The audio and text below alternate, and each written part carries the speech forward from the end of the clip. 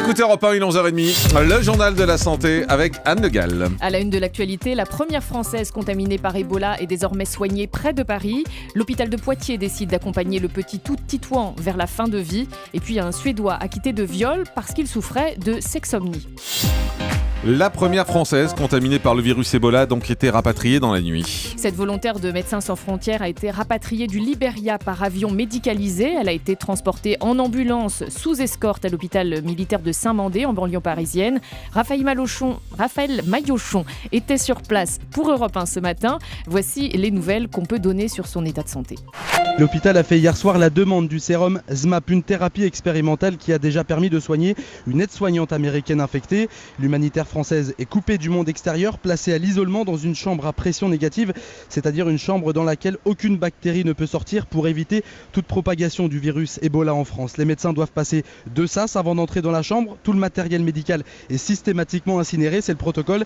Et enfin, tous les prélèvements seront analysés près du lit de la patiente directement pour qu'il n'y ait pas de transport extérieur de matière grise. Et dernière information, la ministre de la Santé, Marisol Touraine, est arrivée ici il y a juste quelques minutes. Et la ministre de la Santé s'est donc montrée rassurante ce matin sur la prise en charge de cette infirmière de MSF. Elle a le moral, semble-t-il. Et puis on vous en a parlé à plusieurs reprises dans Second Direct. Finalement, l'hôpital de Poitiers a décidé d'accompagner le petit Titouan vers la fin de vie. Le CHU a décidé hier soir d'accéder à la demande des parents. Ils avaient demandé de suspendre les soins pour leur bébé né prématuré avec un poids de 900 grammes et qui serait resté handicapé. L'état de santé de l'enfant s'est dégradé ces dernières heures. On vous avait également parlé hier de cette affaire, cette lycéenne atteinte de la maladie de la pelade qui était interdite de cours. Et bien finalement, elle a pu reprendre les cours avec sa casquette. Oui, ça se passe à Perpignan. Cette jeune fille s'était mise à porter une casquette pour cacher sa chute de cheveux, mais c'est interdit par le règlement et elle était en conflit avec la direction de son lycée. Finalement, c'est l'inspection académique qui a tranché et lui a donné raison. Un Suédois acquitté de viol parce qu'il souffrait de sexsomnie. Qu'est-ce que c'est que ça ? Il s'agit d'un trouble du sommeil proche du somnambulisme et durant lequel une personne peut avoir des relations sexuelles sans en avoir conscience. Ah bon ? La pathologie est mal connue et le terme est controversé dans le monde médical, mais c'est bien cette notion de sexsomnie qui a valu à un homme de 26 ans d'être acquitté en Suède alors qu'un précédent jugement l'avait condamné à 2 ans de prison.